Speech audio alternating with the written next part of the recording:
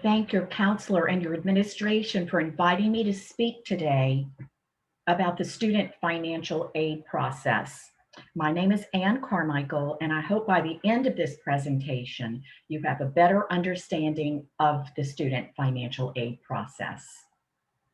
As I'm sure your counselors have already told you, the Louisiana Department of Education asks that the class of 2021 submit the free application for federal student aid as a requirement for graduation. And this simply ensures that your money is ready and waiting for you when you begin college in the fall. You don't want to be scrambling around trying to get through the financial aid process. You want your money there and ready for you to go. Because college can be expensive, you need to be aware of and start preparing for the costs of pursuing your post secondary education. And these costs include equipment, books, and supplies like textbooks, notebooks, a calculator or computer if you need one. Your personal expenses like your phone bill, money to do your laundry and fuel for your car, and any food purchases outside of your meal plan. Room and board, which can include your dorm room or an apartment if you're living off campus. And in that situation, you might also be required to pay electricity, gas, water, and you'll be buying your own groceries and cleaning supplies. And then your tuition and fees, like parking, library, technology, and athletic fees, and your campus transportation. Just make sure when you are checking out colleges' cost of attendance on their website that you're taking into consideration these additional expenses. But the good news is that financial aid is available from the federal government, our state government, your college or career school, and nonprofit and private organizations. Every year, the federal government provides more than $120 billion in student financial aid, and quite a lot of that does go unawarded. We just want to make sure that yours is ready for you. Types of federal student aid include the federal Pell Grant, the federal Supplemental Education Opportunity Grant, the Teacher Educational Assistance for College and Higher Education Grant, the Iraq and Afghanistan Service Grant, Federal Work Study, and direct subsidized, unsubsidized, and plus loans. Federal student aid grants are a form of financial aid that does not have to be repaid, and it includes the Pell Grant for undergraduates with financial need, FSEOGs for undergraduates with exceptional financial need, service grants for students of military parents who died defending the country following 9/11, and teach grants for students pursuing a teaching career. The Federal Work Study Program provides part time jobs to help you pay for your college expenses. So, when you tell the financial aid office that you're interested in federal work study, you're going to be considered for this program. Now, this is a FAFSA question. You are asked if you're interested in federal work study, and your options are yes, no, or I'm not sure. We always encourage students to say, yes, we're interested in federal work study, because this doesn't obligate you to take any positions that are offered to you, but the financial aid office will consider you. You can always turn them down if it's something that doesn't look like it would be of interest to you, but at least you know you're being offered that opportunity. This is also really good on your professional resume. After you graduate from college, you'll already have some work history to add. Now, your earnings for federal work study are going to be paid directly to you, and you will be using these to pay for your miscellaneous college expenses. Direct subsidized loans are based on financial need, and no interest is charged until you graduate or cease to attend. On the other hand, almost everyone's eligible for direct unsubsidized loans, regardless of your financial need. However, it's important to note that the interest begins to accrue on this type of loan once it's fully dispersed, which usually is in a spring semester, and then throughout the entire life of the loan. So you can see that there is a big difference between direct subsidized and unsubsidized loans. You want to accept the subsidized first and exhaust that opportunity before you accept any of the unsub loans. And you can remember this by telling yourself the U in unsubsidized means that you always pay the interest on the loan. Now, you might be offered federal student loans and private student loans, but it's important to accept the federal student loan portion first, because payments aren't due on this type of loan until you graduate or cease to attend. The interest rate is fixed at a lower rate, and no credit check is required. For private loans, you need to be accepting these only as needed, because most will require payments be made while you're still in school. The interest rate might be variable and it's often much higher, and they almost always require a cosigner, which means that you have to convince a parent or someone else that has the means to do so to co-sign on your loan, where they are also responsible for repaying it. Now, students and families should do their research before selecting a private loan lender, because the interest rates and incentives to borrow these types of loans will vary. So to dispel the myth, almost everyone is eligible for some type of federal student aid. All federal student aid and most institutional and private aid is contingent upon completion of the free application for federal student aid, or the FAFSA, which launched on October 1st and does so every October 1st. So remember, you must complete a FAFSA every year that you're in college. Student financial aid is awarded on a first come, first served basis, so get to the head of the line and submit your FAFSA as soon as possible. Remember to pay close attention to and meet all of the FAFSA deadlines. There will be college deadlines. There's state deadlines for the TOPS scholarship. There are federal deadlines, and I'm sure your counselor has a deadline for you as well to meet your graduation requirement. You'll want to begin the FAFSA process by collecting all of the documents that you're going to need to complete the form.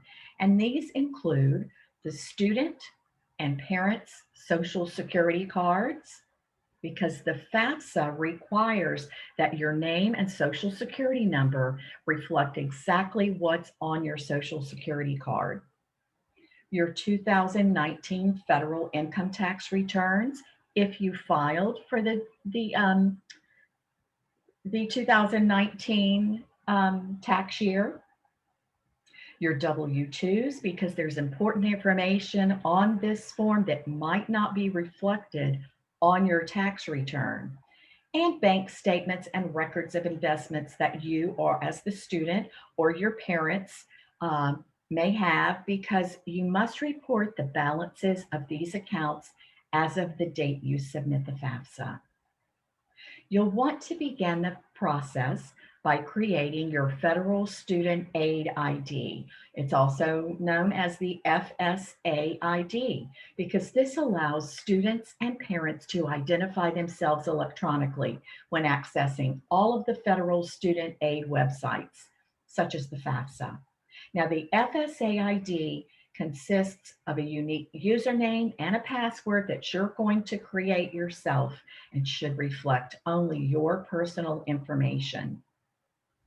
Each student and one of his parents should create an ID by visiting fsaid.ed.gov. As I mentioned, only your email address and phone number should be listed in your ID. And quite often, when we have a situation where a parent or a student cannot electronically sign his FAFSA, it's usually because there's some shared information in the ID.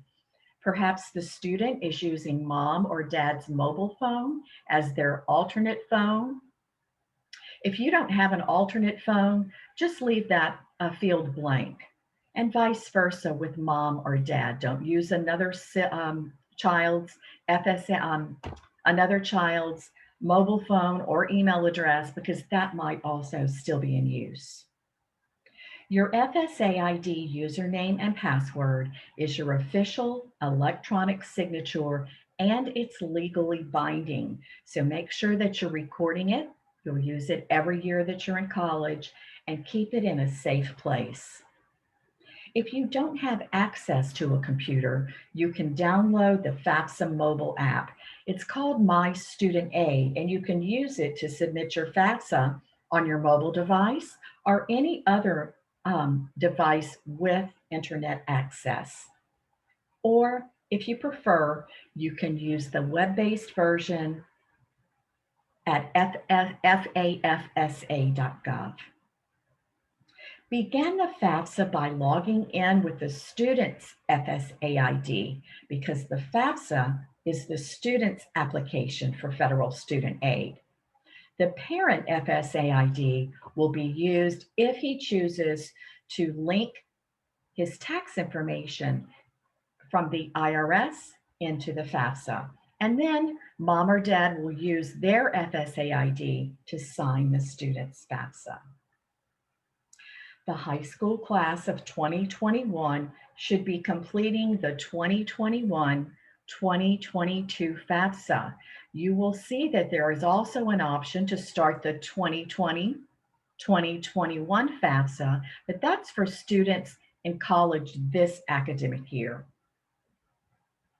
There are 8 sections that need to be completed before submitting your FAFSA. The student demographics, where you'll be asked to provide your social security number, your name, date of birth, email address, your physical address, your gender and residency status. Then the school selection section, where you should report the name of your high school, the colleges that you want your FAFSA data to be sent to, and then your housing plans on each of those campuses. The dependency status section, where you'll be asked to consider a list of 10 questions to determine whether you're a dependent or an independent student in the eyes of federal student aid. You'll be asked the number of dependents living in your household and your parents' education. And often parents wonder why they're reporting their education level in your FAFSA. But this is because there might be additional financial aid for you on your college campus if you're a first-generation college student. This parent demographic section will ask for the parents' social security numbers, the name of the parent or parents that you've lived with the longest in the past 12 months should be listed in this section. Their marital status, if they're divorced, are they separated, they'll ask for those dates, and the parent's email address. Then you'll get to the parent's financial section where they will ask for the parent's working wages, if any, from 2019, any federal benefits the parents have received, and their savings and investment information. Then you're going to move on to the student financials. So if the student worked in 2019, this is where that information will be reported. Now, it's important to note that you will always look up to the top left-hand corner to find out if they are requesting student information or parent information. So be mindful of that as you move through the FAFSA. Then it's time to sign and submit.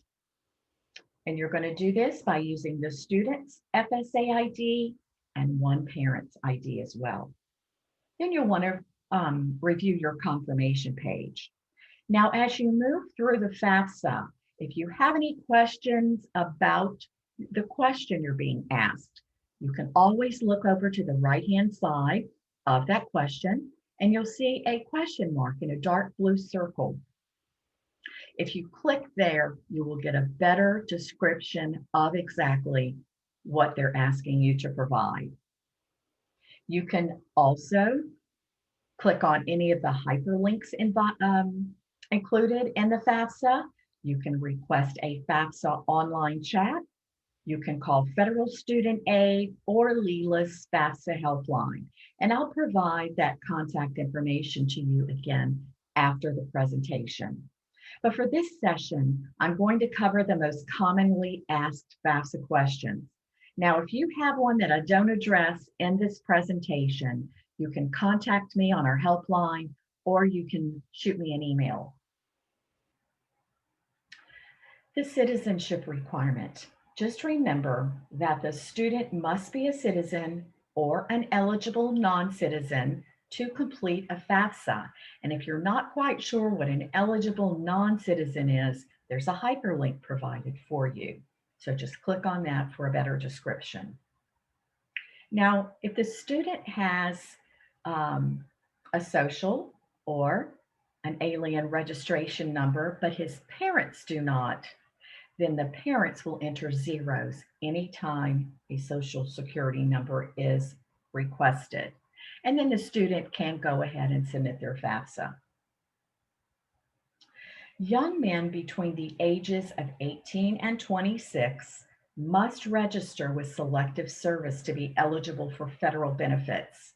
And because grants, work study, and student loans administered by Federal Student Aid are federal benefits, you should be registered to receive those benefits. If you haven't already done so, you can register within the FAFSA.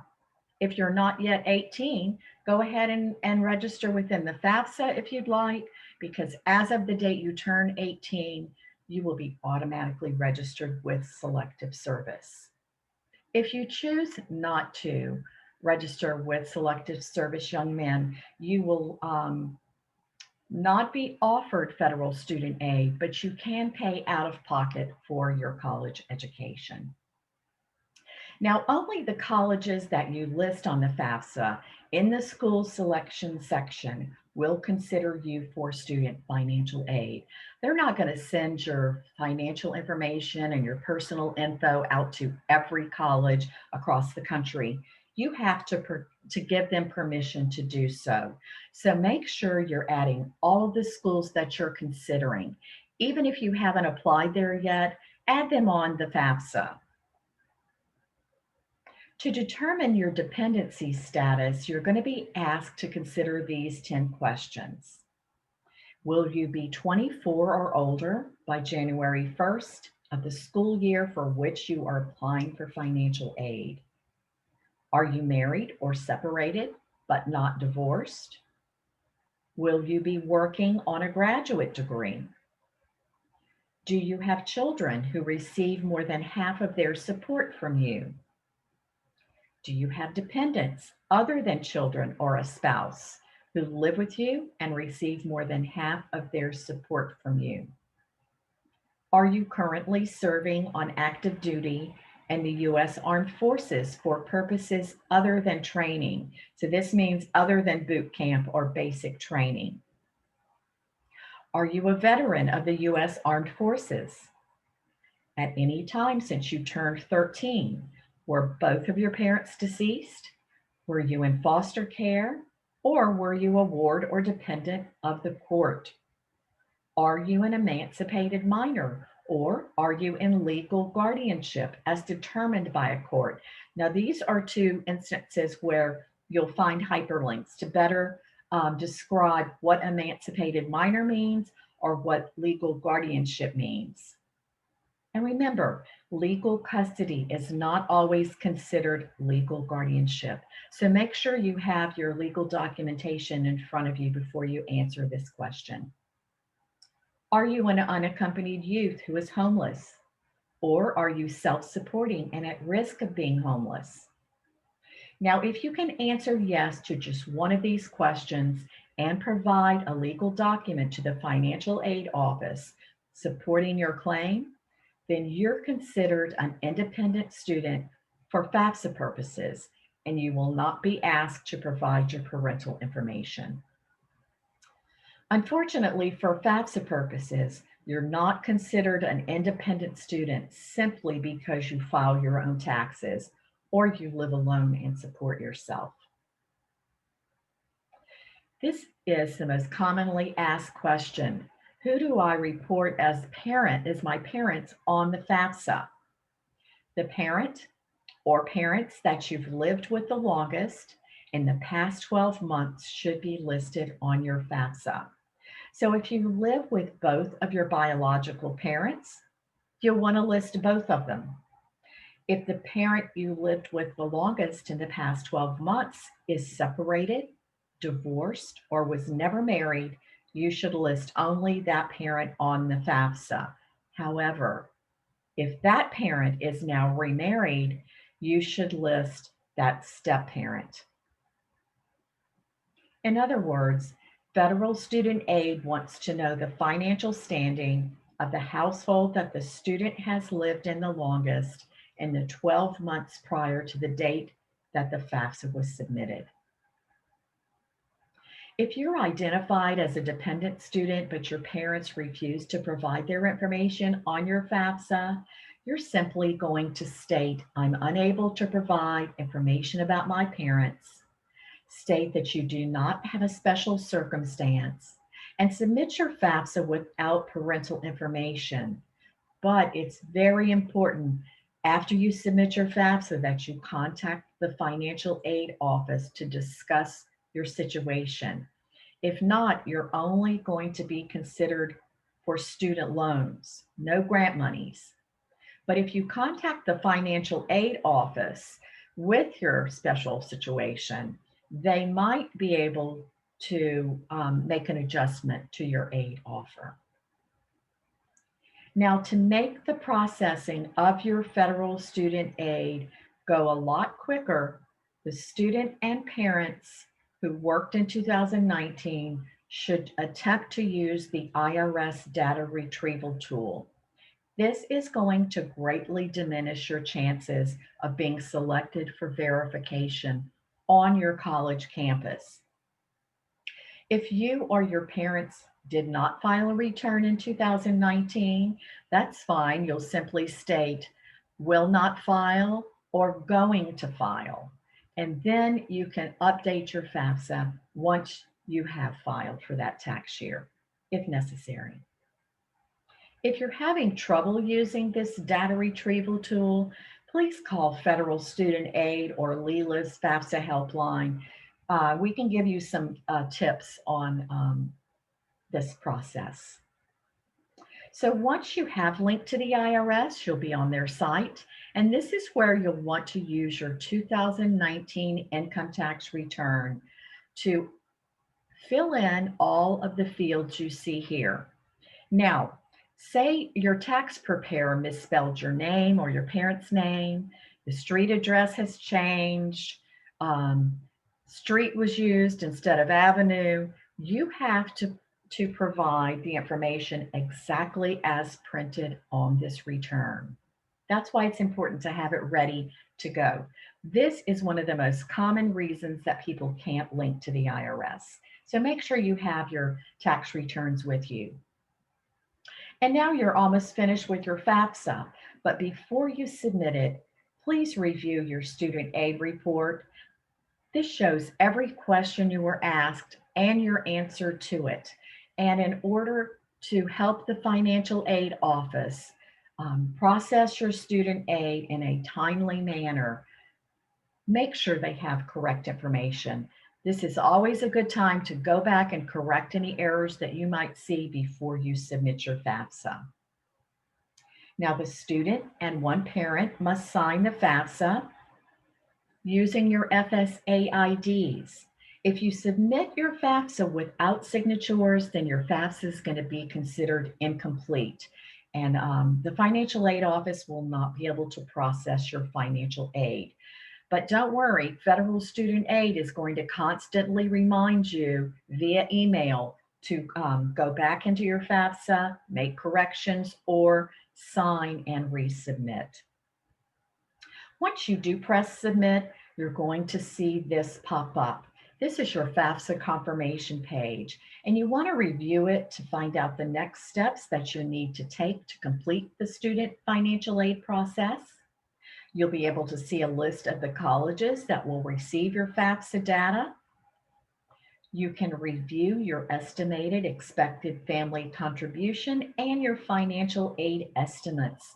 Students get so excited when they see those dollar amounts, but just remember that this is an estimate and it's based on the information that you've manually entered into the FAFSA.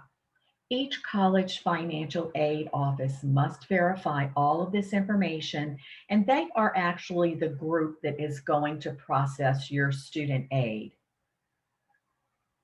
Now, once your FAFSA is fully processed, it's shared with your colleges, and then each financial aid office will begin to identify any aid that they might be able to offer you on their campus. If your family financial situation has changed since 2019, you really need to contact the college financial aid office because they have the ability to adjust your aid by using their own professional judgment. So, say one or both of your parents have lost their jobs, or there's been a reduction in hours worked by you or your parents, maybe in unexpected medical expenses. This is a good time to let your financial aid counselor know so they can offer you a bit more money if it's available. Your student financial aid award letter, your net price will be determined by the college by subtracting any grants and scholarships from the cost of attendance. And that's going to equal your net price. Now, this can be paid in cash or by accepting student loans to pay that balance. Your student financial aid offer is going to reflect the college's cost of attendance. It should line item any grants, scholarships, work study, and student loans that you've been offered. Be sure you're reading this award offer from each college and respond to any requests that they might have so that they can go ahead and process your financial aid. Now, be mindful that you're going to receive a separate financial aid offer for every college that you've listed on your FAFSA. Sometimes colleges will wait until you complete the requirements for admission to process your financial aid offer. So make sure you're getting your admissions applications out of the way as well. You'll want to accept your financial aid in this order: scholarships and grants first, because this is gift aid that doesn't have to be repaid. Next, federal work study, because you've earned this money and you don't have to pay it back. And then lastly, student loans. This is borrowed money and it must be repaid with interest, and you are trying to avoid that. The student financial aid process is explained in detail in Leela's FAFSA completion guide and workbook for the class of 2021, and it's a free resource for Louisiana high school seniors. Your counselor may have already distributed it to you. It's an electronic version, but if you haven't received yours, you're more than welcome to send me an email, which I'll provide again at the end of the presentation. I'll also include Leela's senior checklist to help you stay on track this year. Now let's talk about scholarships for 1 minute. They are gifts and they do not have to be repaid. There are thousands of them and they are offered by schools, private companies, your parents' employers, any nonprofit, religious groups, professional and social organizations. Some are merit-based and awarded on academic achievement or a trait and talent that you have. Other scholarships are based on financial need. But either way, it's important to apply for these scholarships because it will reduce the cost of your education. This year, Leela is offering a $1,000 FAFSA completion scholarship. It's only for Louisiana high school seniors, so get your FAFSA completed and apply for that scholarship. You can find out the details at Leela.com. And then for those of you with older siblings, we have a Choose Louisiana Scholarship. It's also a $1,000 award, and details can be found at lila.org as well. Now, for students or parents who need additional help paying for college, you've exhausted all your scholarships, grants, federal and state dollars, Lila does have a nonprofit education loan program. And you can find out more about that at lilachoice.org. Your questions are always welcomed. So please remember that our FAFSA helpline is open and we're ready to help you through the financial aid process. Or as you're working through the FAFSA, should you have a question, you can give us a call here. Or you can send me an email at carmichael@lila.org and I'll be happy to respond. A copy of the presentation today is going to be posted on our YouTube channel at Ask Lila. And I'm going to send that link to your counselor, but please feel free to go and follow us on YouTube. And you can go back through, or you can share this presentation with your parents. I look forward to seeing each of your FAFSA completion scholarship applications and considering those. Thank you so much for having me. Have a great senior year.